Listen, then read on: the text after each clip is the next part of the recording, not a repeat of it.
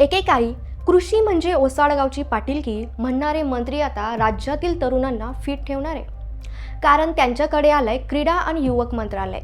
महाराष्ट्राच्या मंत्रिमंडळात मोठा फेरबदल झालाय. अखेर माणिकराव कोकाटेंकडून कृषी खातं काढून घेण्यात आलंय. आता राज्याचे नवी कृषी मंत्री आहेत दत्तात्रय भरणे. वादग्रस्त कृती अजिबात सहन केली जाणार नाही, ही शेवटची संधी, अशी मुख्यमंत्री देवेंद्र फडणवीस यांनी 2 दिवसांपूर्वीच मंत्रिमंडळात तंबी दिली होती. सभागृहात रमी खेळणं, वादग्रस्त विधानं, हे सगळं एका मंत्र्यासाठी पुरेसं नव्हतं का? राज्यभरातून आता हाच सवाल विचारला जातोय. खातेबदल म्हणजे शिक्षा की नव्याने बक्षीस? शिरसाट आणि योगेश कदमांसोबत देखील असंच होणार का?